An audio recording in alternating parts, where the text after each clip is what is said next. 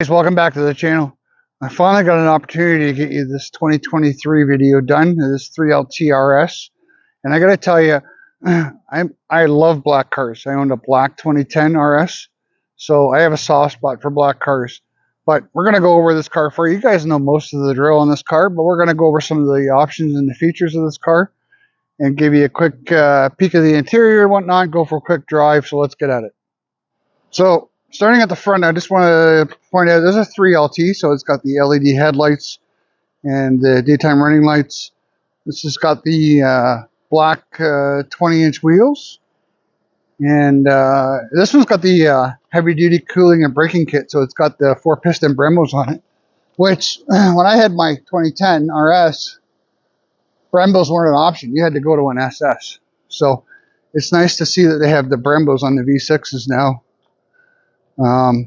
This has got I call it a chambered exhaust, which we'll get into the 3 tuning modes that you can select. I kind of like it. I kind of like it in angry mode. It's sport mode, but because of the interior and the sport mode, it lights up red to match the interior, which is kind of cool. But really nicely done car. And I don't know. I think I would have done the stripes a little different, but I think the stripes look pretty good on it considering, right? So we'll move on to the inside. It's got the adrenaline red interior in it. And it's got the light up sill panels, which is a nice option. You guys can see that or not, but the light up sill panels, right? Fully 8-inch LED center display, right? And then it's got the 8-inch radio display as well, right? So I really like this interior. I think this interior is really cool. So when we get inside and we go over a few things on the inside, right, we will go over that for you. But you know, this is a V6, 335 horse, and I'll tell you that if you're on a budget and you can't afford, I know everybody wants the SS, but if you're on a budget, right, and you can't afford an SS, I'm telling you right now, I would buy this car over a Turbo 4, which the Turbo 4s aren't available for 24, but I would buy this motor over the Turbo 4. And if you haven't seen our video, you can check it out here. This direct injection 3.6 V6 is a great motor. The big thing with these motors is that you have to stay on top of your oil changes, right? Because of the direct injection.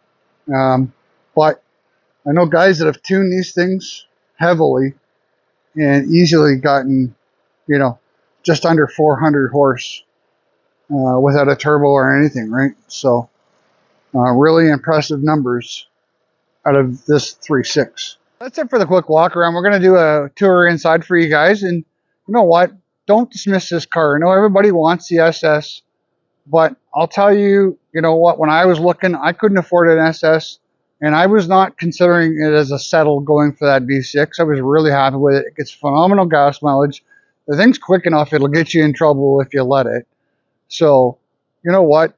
Forget the stigma and everybody else that says, "Oh well, it's you know." Any of the people that I hang around with, none of them criticize me because I drove a 6. It's a fantastic car.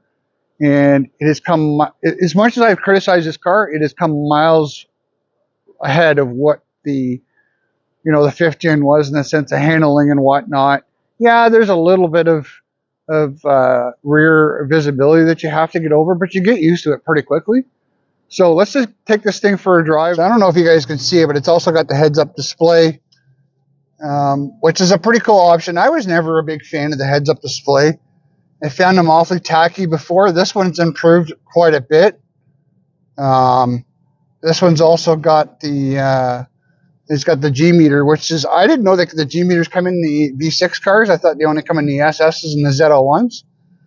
But that's a pretty cool option as well. If you want to take this thing to the track. I never had an opportunity to drive one of the V6 1LEs.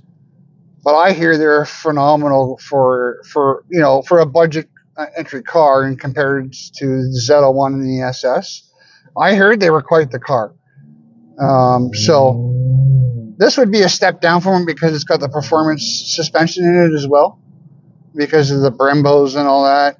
I think the two kind of go hand in hand, but really phenomenal package for what you get, you know. And this is an LT. It's not an SS, right? So it's going to be a bit cheaper. Insurance is going to be cheaper on it, and just really, really good. The biggest drawback with this car is the rear outward visibility. And again, you get used to it. I mean, we were driving 2010s, you know, with no side sensors and all that. Now they come with sensors, right? They come with backup cameras. The backup cameras didn't come in till 2013, I believe, on the 5th gens. So you kind of get all this now. So it's, you know, I don't know why everybody makes a big deal about the rear visibility. You drive this car a couple of days, you'll get used to the rear visibility pretty quick. You know, but if you're not used to the car, yeah, it's a little intimidating in the beginning, right? So that's pretty much it for that.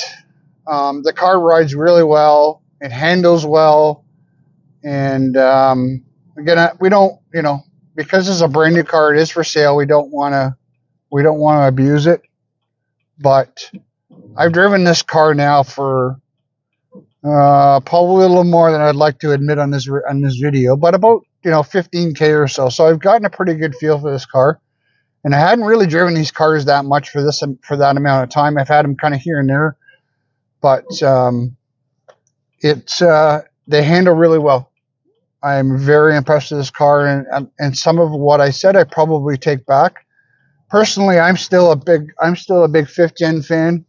I think the bigger vehicle handles a little better, but this car is no slouch, right? So again, this is in sport mode. So when you get on it, it's going to start beeping at you because it got too close, but that's the rear collision avoidance.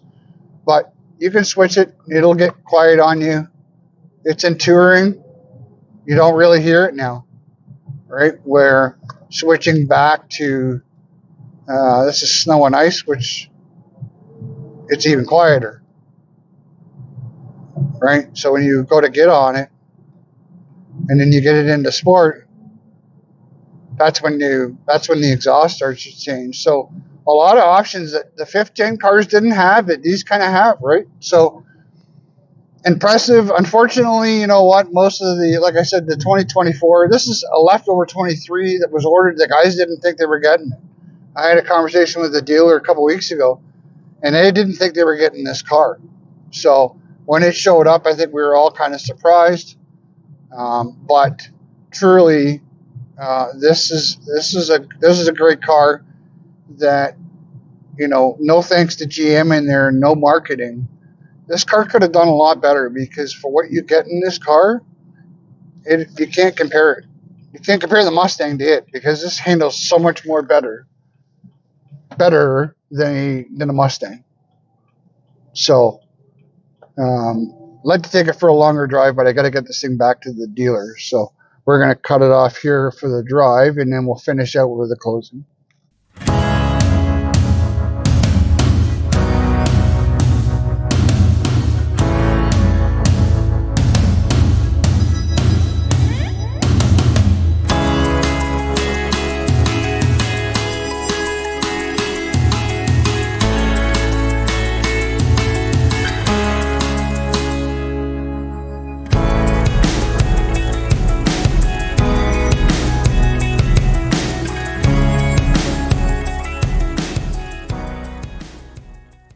I want to thank Thomas Smith Chevrolet. Give the guys a call if you're up in Ontario or in Canada, whatever. They can have anything delivered anywhere. So really appreciate them letting me do the video. Guys, make sure that if you're looking for one of these cars, you got to rely on a dealer now. The orders are done, or if they're not, they're going to be done any day now. But if you're interested in one of these cars, don't rule out the V6. The V6 is a great car. Fantastic car for value, cheaper insurance, great fuel mileage, and you can get great performance out of them. So don't discount them because it's a V6. That's it for today, guys. Really appreciate everybody checking out the video.